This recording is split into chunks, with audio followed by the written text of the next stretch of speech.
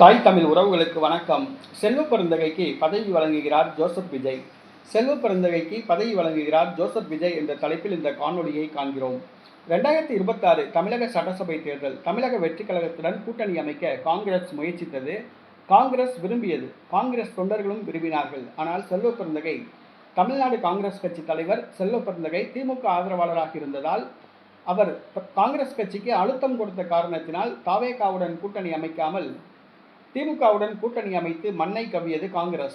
தேர்தலுக்கு பிறகு தாவேகா ஆட்சிக்கு காங்கிரஸ் சட்டமன்ற உறுப்பினர்கள் ஆதரவு தருகிறார்கள். காங்கிரஸ் சட்டமன்ற உறுப்பினர்கள் 2 பேருக்கு தமிழக வெற்றி கழக அமைச்சரவையில் அமைச்சர் பதவி வழங்கப்பட்டுள்ளது. தற்பொழுது தமிழ்நாடு காங்கிரஸ் கட்சி தலைவர் செல்வ பெருந்தகை பல் பிடுங்கப்பட்ட பாம்பை போன்று உள்ளார். அவருக்கு தற்பொழுது ஜோசப் விஜய் பதவி வழங்க திட்டமிட்டுள்ளதாக கூறப்படுகிறது. வாரிய தலைவர் பதவி வழங்கப்பட உள்ளது.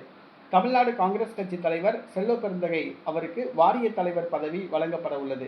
அவர் வெற்றி பெற்றிருந்தால், அவர் போட்டியிட்ட ஸ்ரீபெரும்புதூர் தொகுதியில் வெற்றி பெற்றிருந்தால் அவருக்கு அமைச்சர் பதவி வழங்கப்பட்டிருக்கும். ஆனால் அவர் தோற்று போனார். அவரை தோற்கடித்த தாவேகாவை சார்ந்த தென்னரசுக்கு அமைச்சர் பதவி வழங்கப்பட்டுள்ளது. தற்பொழுது தமிழ்நாடு காங்கிரஸ் கட்சி தலைவர் செல்வ பெருந்தகைக்கு வாரிய தலைவர் பதவி வழங்க ஜோசப் விஜய் முடிவு செய்துள்ளார்.